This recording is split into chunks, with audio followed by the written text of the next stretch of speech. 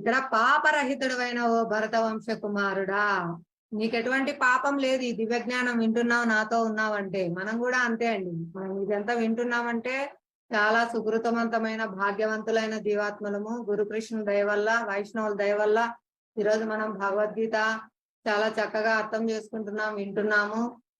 వేదములందలి అత్యంత రహస్యమైందండి ఈ భాగం. ఈ దివ్యమైన జ్ఞానము మనకి ఇప్పుడు వెల్లడించింది భగవంతుడు. వేదములందరిలో కూడా అత్యంత రహస్యమైంది, అత్యంత చాలా రహస్యమైందండి. అత్యంత రహస్యమైన ఈ భాగాన్ని మనకిప్పుడు నీకిప్పుడు నేను వెల్లడించి మనకి ఇప్పుడు తెలియజేస్తున్నారు భగవంతుడు. ఈ దివ్య జ్ఞానం అంతా భగవంతుడు దేవాదేవుడు శ్రీకృష్ణ భగవానుడు, ఆది పురుషుడు గోవిందుడు, సర్వకారణ కారణుడు, ఇదంతా అత్యంత రహస్యమైందండి. ఇవన్నీ మనకు వేదాల్లో చాలా అత్యంత రహస్యంగా ఉన్నాయి. ఇవన్నీ మనకు వెల్లడించారు భగవంతుడు.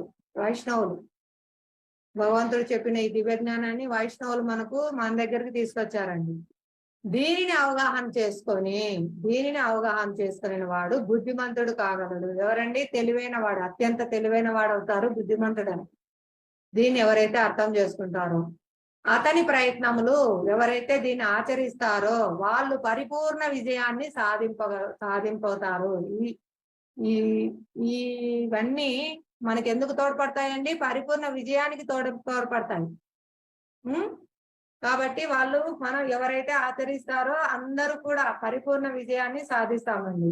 ఇక్కడ భగవంతుడు మనకు మళ్ళీ మనకు ఆశ్వాసం ఇస్తున్నారు. మీరు ఖచ్చితంగా నన్ను చేరతారు, మీ ప్రయత్నాలన్నీ పరిపూర్ణ విజయాన్ని సాధిస్తాయి, ఈ మార్గంలో నడుస్తే అని భగవంతుడు మనకు ఇక్కడ మళ్ళీ తెలియజేస్తున్నారు.